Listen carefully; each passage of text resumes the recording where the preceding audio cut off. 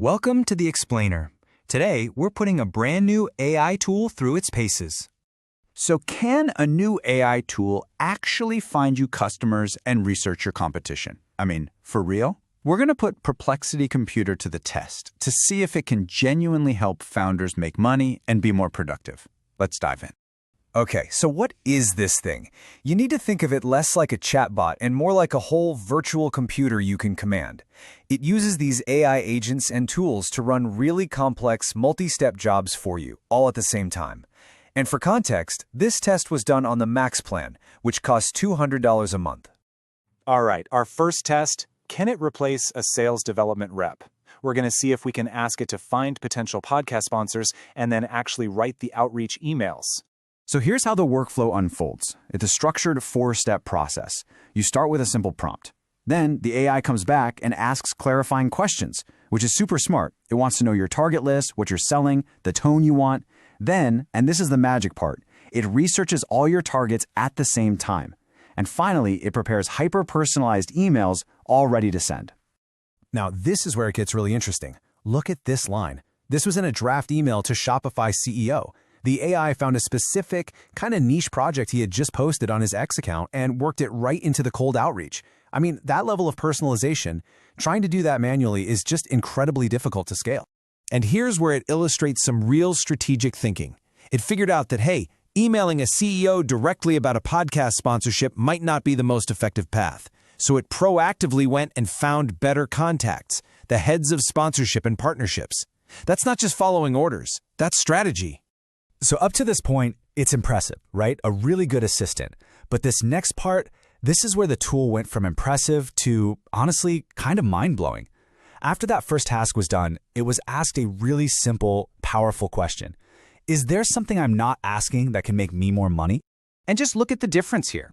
The ask was simple, find me sponsors, but the AI came back with a whole new strategy. It said, you should be monitoring your competitors' sponsors, and you should set up automated follow-ups. You see that? It didn't just execute a command. It proposed a complete ongoing system.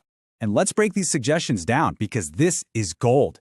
It offered to set up monitors on competing podcasts. So the second a new brand advertises with a competitor, you get a notification. You can reach out right when their budget is active. It even offered to set up automated follow-up emails. This literally turns a one-time task into a perpetual lead generation machine. Okay, so let's move on to the next use case because this all builds on itself. We're talking about creating a persistent competitive intelligence agent, one that runs every single day without you touching it. And this was the prompt. It's so simple and direct. Set up a daily automated check on the top competing podcasts. And the key part? If nothing has changed, stay quiet. No extra noise, just the intel that matters. And here's what that daily report looks like. It's a clean summary of what's new. It flags high-profile guests, like the owner of the Utah Jazz. But more importantly, look at this. It caught a major strategic shift, a competitor pivoting their entire YouTube channel's focus. That's high-level intel delivered automatically. And crucially, this intelligence isn't just trapped inside the app. The AI can email you this summary every single morning. So before you've even had your coffee, you're already caught up on every important move your competition made. So we've seen sales and competitive intel, but this tool can act like a specialist in a ton of other areas. So let's run through a few more powerful use cases for founders in a quick lightning round. Need to fundraise? Imagine this. Give it a list of 50 VC firms. It'll research all of them in parallel, pull their fund size, key partners, and recent investments, and organize it all into a perfect spreadsheet for you. How about content creation? You can upload one audio file from a podcast. The AI will transcribe it, summarize it into blog posts, and pull out the most tweetable quotes for social media. It turns one recording into a whole content campaign. You can also give it a single stock ticker. It'll pull the financials, compare profit margins to competitors, analyze market sentiment, and compile a polished PDF investment memo for you, complete with charts. Need help with pricing? You can point it at a competitor's SaaS pricing page, and it'll instantly reverse engineer their entire strategy, showing you exactly where you might be underpriced.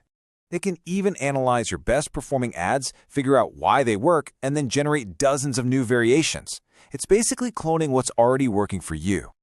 Okay, so after seeing all of this in action, from automated sales to a 24/7 Intel agent, what's the final verdict? The tool costs $200 a month.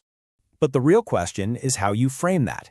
Is it a software expense, or is it the salary for a tireless analyst, marketer, and strategist who works for you 24/7? The original user's conclusion was pretty clear. This isn't just another productivity tool. This is a significant competitive edge. It's an unfair advantage. So let's sum it all up. We saw an AI that can be a proactive strategist, not just an assistant, turning a one-time request into a perpetual machine that monitors your competition. We saw it become a 24/7 intelligence agent, delivering key reports right to your inbox. And we saw it act like a specialist analyst, doing everything from researching VCs to reverse engineering pricing. This all leads to one final, powerful question. With tools like this, what can a one-person company truly achieve? The game is changing.